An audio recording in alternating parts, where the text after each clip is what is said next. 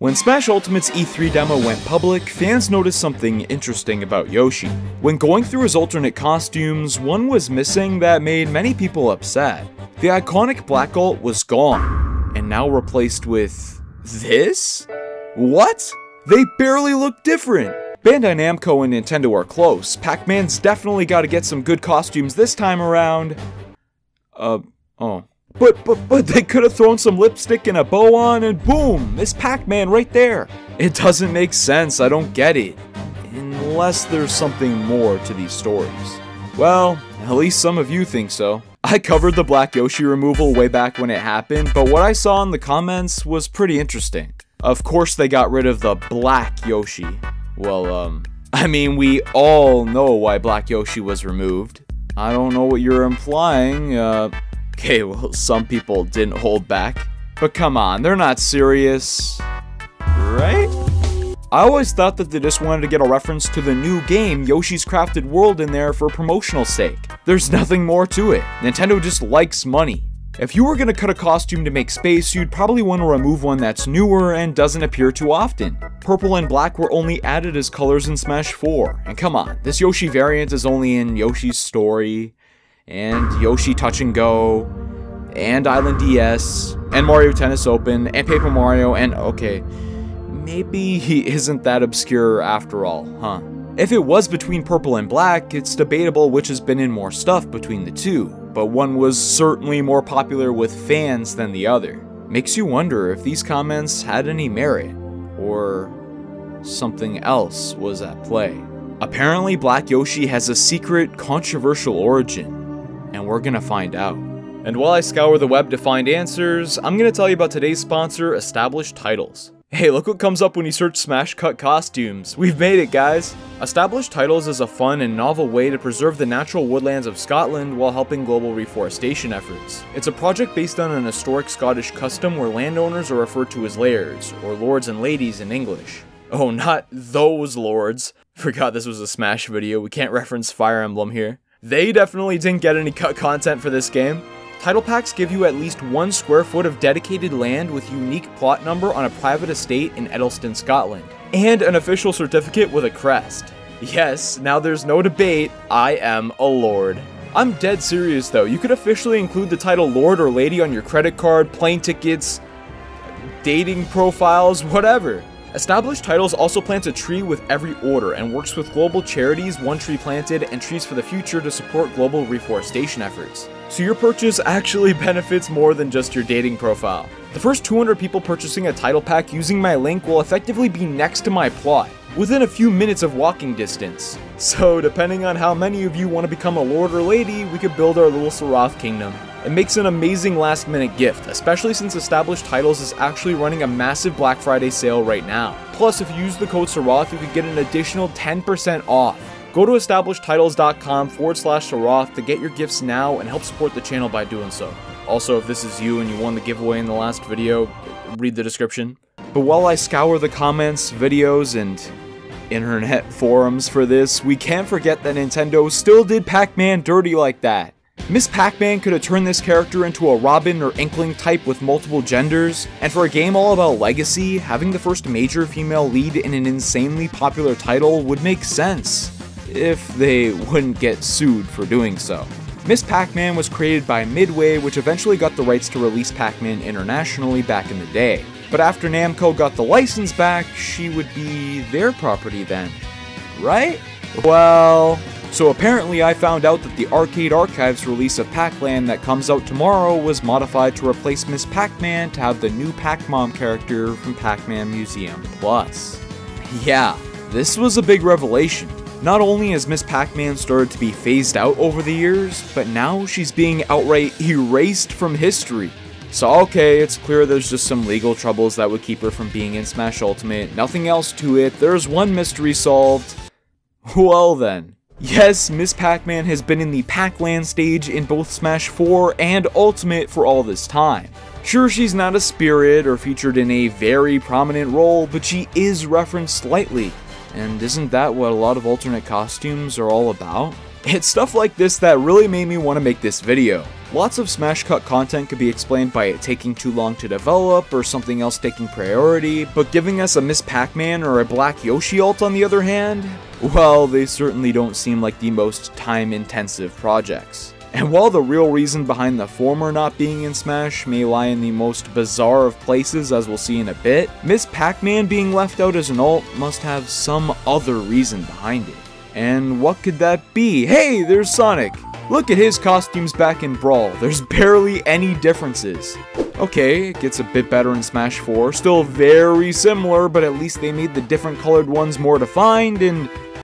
oh, they went backwards. I'm not mad about this at all. What's the deal here, dude? Nintendo and Sega are close. Like, maybe not this level of close, but surely they wouldn't have an issue with a Knuckles red ult or an Amy pink ult, but hey, Cloud's here too. He also has an interesting selection of costumes. Interesting in that they also all look the same. Hey, at least he has 2 renders. Now when Cloud first joined the roster, this was really understandable. Final Fantasy only had 2 music tracks allowed to be in Smash 4, so to say that Nintendo would be restricted with the amount of options for alternate costumes would be putting it lightly. But now, I mean, we've got so many more music tracks, a second character for the series in the roster, tons of Final Fantasy games on Switch, continued collaborations with Square Enix, but still no unique costumes, even for Sephiroth. It's clear that despite there seeming to be a good relationship between these companies, be it Sega, Square, or even Bandai Namco with Pac-Man, there is still restriction as to how the main character of the series can be portrayed. If they're gonna be in Smash, then the companies don't want them getting confused with anyone else. All the other third parties mostly have costumes taken right from their games like Ryu, Ken, Bayonetta, Snake, and Mega Man, except the Belmonts. They basically gave Nintendo free reign. So that's pretty cool. I think it's a pretty barbaric and outdated way to think about it, but nonetheless, that's probably the main reason why we don't get Miss Pac-Man, Shadow, or, I mean really anything for Cloud. For certain third-party series, I could kinda understand it, but for something like Pokemon, where Nintendo is a part owner, I mean they've gotta have some freedom here.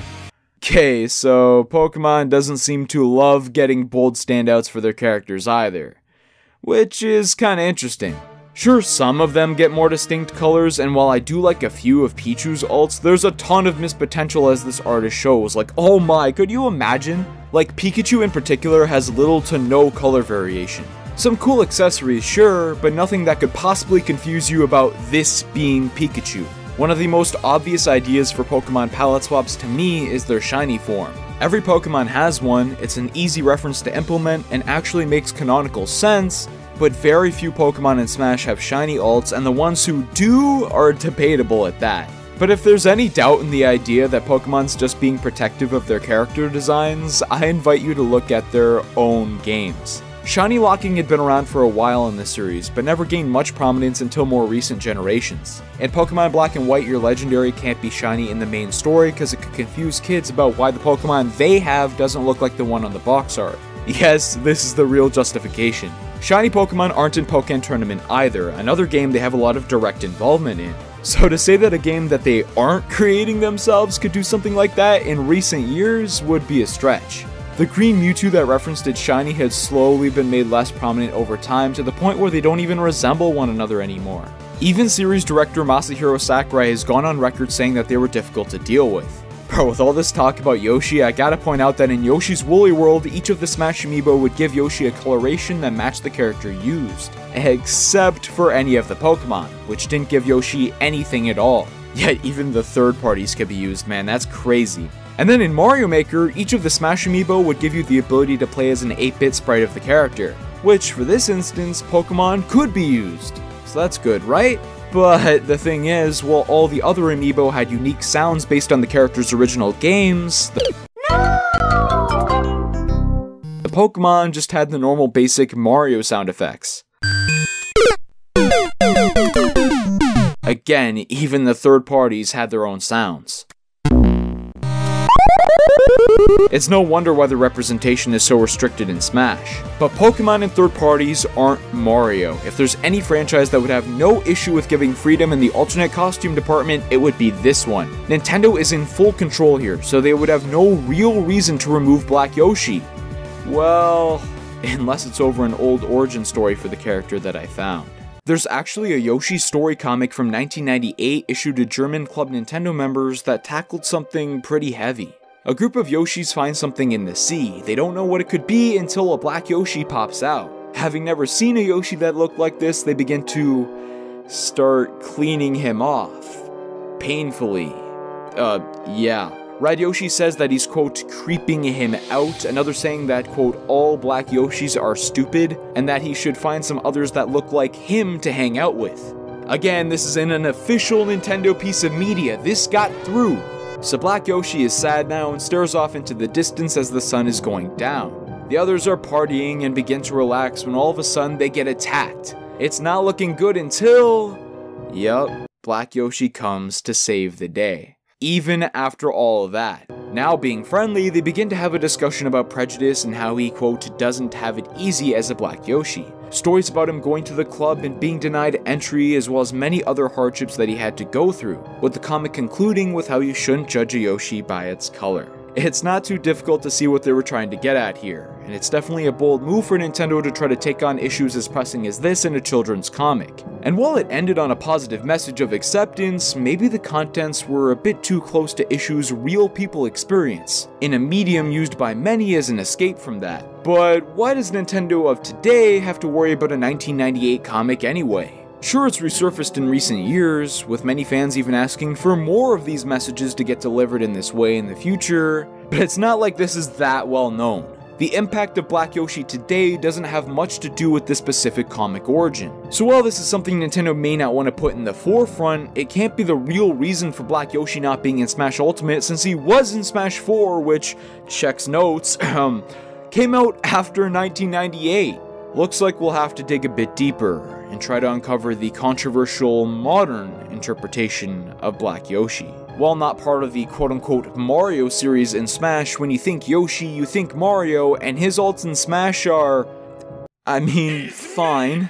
I really like the ones with different renders, with the builder and wedding looks representing new games, and oh hey, he's shooting fireballs in his moveset. I mean, with all of this new, we can't leave out the costume that he actually has on when shooting fire, and oh yeah, they cut Fire Mario from Smash Ultimate. Probably the most famous cut that people weren't too happy about. Fire Mario being removed but still having Fire Luigi is so idiotic and makes no sense. Yeah, I mean, Luigi doesn't even shoot the regular fireballs in Smash. I don't mind him having it, but if you're gonna give it to one of the two, like, Fire Mario was the best one. How could they? God, I'm still so salty that Fire Mario didn't get in. I feel ya. But not everyone was too upset though. Mario's Fireball ult is so boring and not great looking in my opinion. I don't know why, but the red and white reminds me of Spain. Still, it looks hella basic, and a very unique wedding ult is cool and better. This is sort of implying that the wedding outfit, which I'm a big fan of, is the reason why we don't have Fire Mario in Smash any longer. And I initially thought this to be the case. Both are white in color, so potentially for some variety, they just swap them around. But this guy makes a good point. There's no excuse for not having Fire Mario, even with the wedding Mario color logic. Yoshi's defaults and his flocked ult are super similar in color. And this is true, like if they wanted to add the felt Yoshi, by that logic, the default should have been replaced.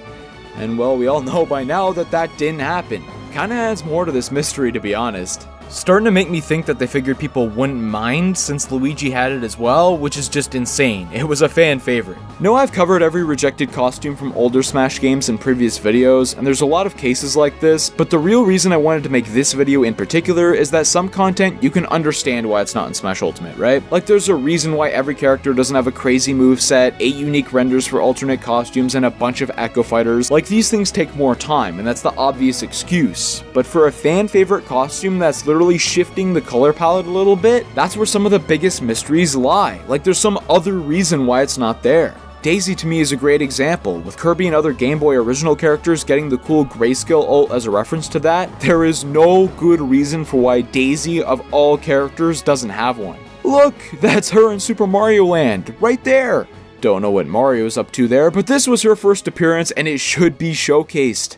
But no, we need to use all the slots on giving her the same costumes that Peach has because haha, Echo, someone needs to get fired, man. But okay, we can't get some of these palette swaps because they wanted a cap at 8 per character and made some dumb choices. And some that may have had a bit more underlying significance, which we'll get to in a bit. But you know what has no cap? The number of music tracks, and my goodness did they put in a bunch this time around. More than ever before, with only a handful of omissions that were in past games. Some that were likely related to copyright, like Pikmin's I No Uta for its lyrics and a couple of Metal Gear and Sonic songs. There's believed to be only around 26 main battle tracks that actually didn't make it in, which is pretty impressive considering they got over 1,000 in the game. It seems like they actually wanted to try to get every track in there, but came up just short.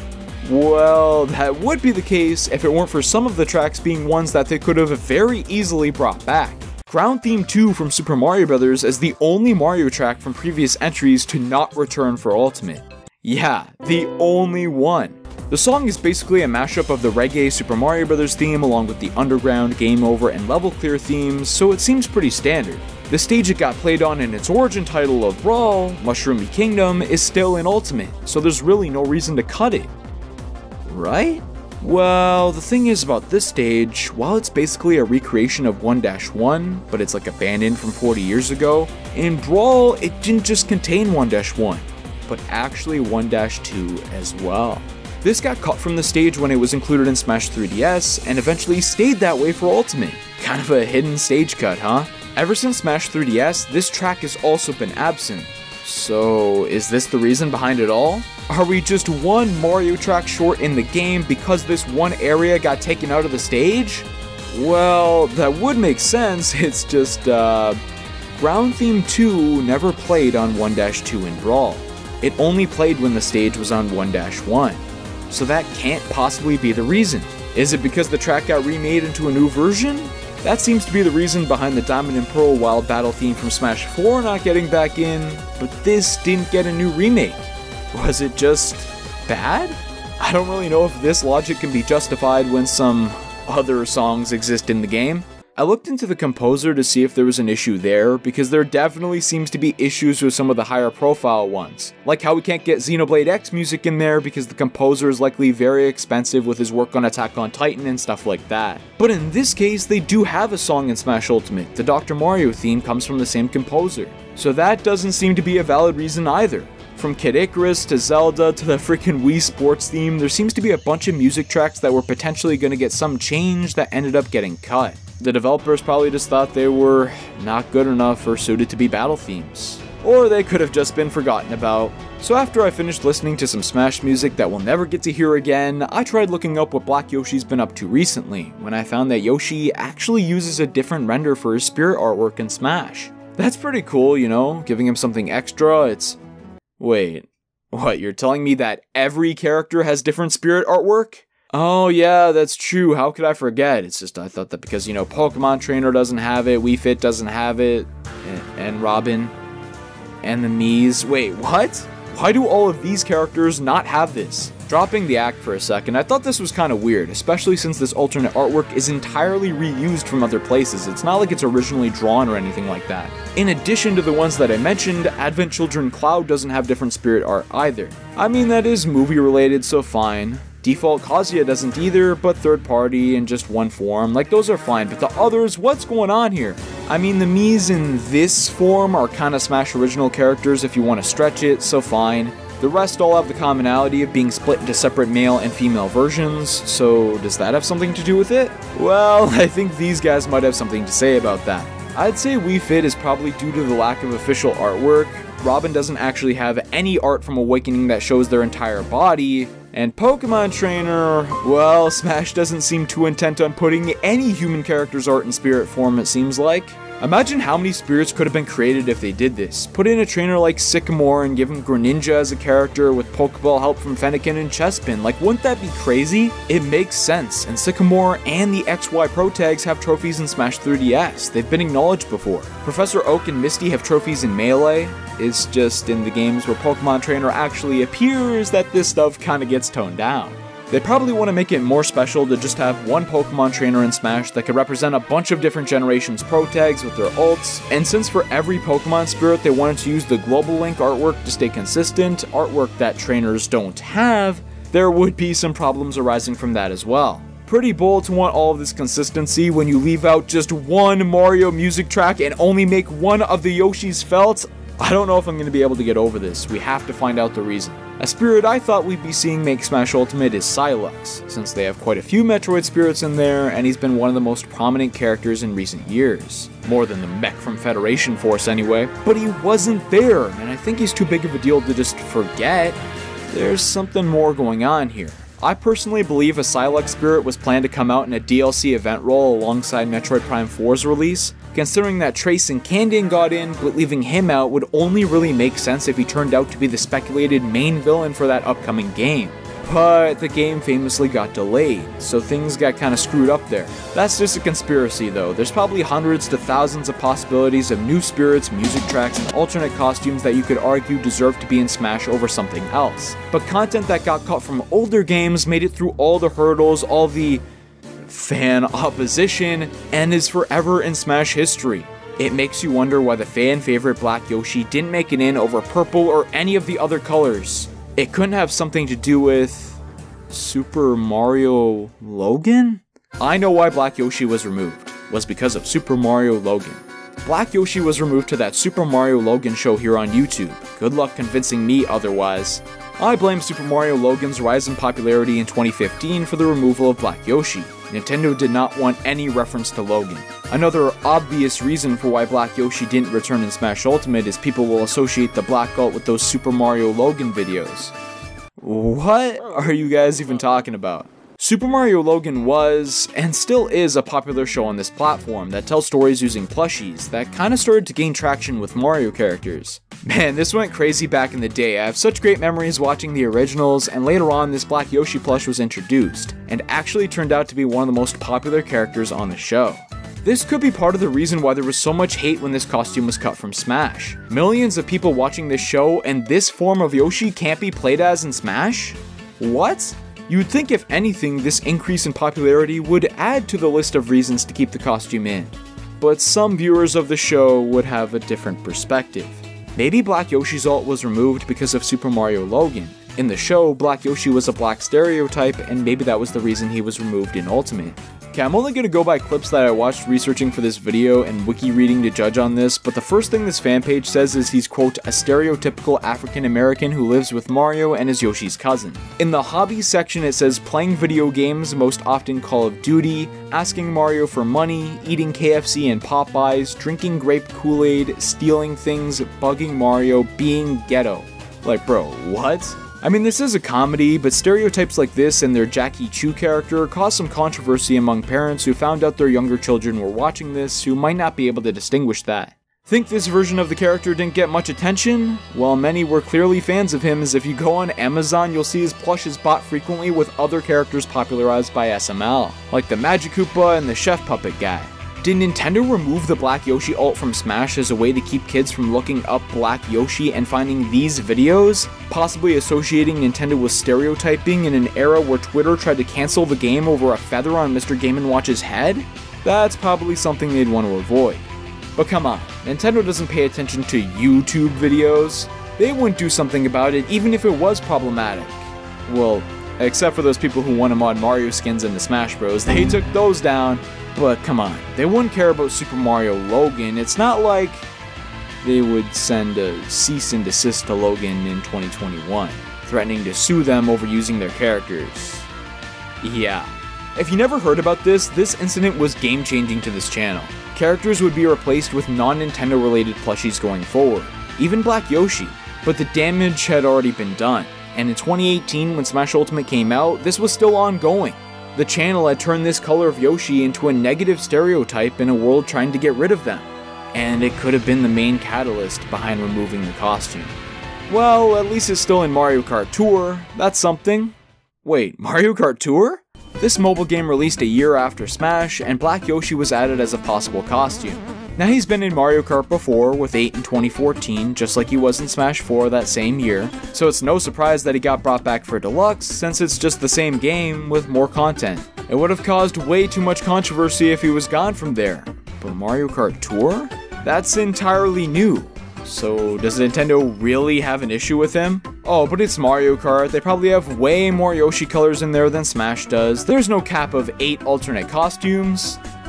I mean, in Mario Kart 8 there's more, but it surprised me to find out that in Tour, there's only 7 Yoshis. two of which aren't in Smash, as the white Yoshi is in there as well. If the Mario Kart devs thought more people would want to play as these two than light blue, yellow, and purple, the Smash team has to have a different mindset. Maybe it's the legacy of the established colors, maybe it's due to the controversial history and modern depiction of the character, or maybe it's Nintendo just making a dumb call. Wouldn't be the first time.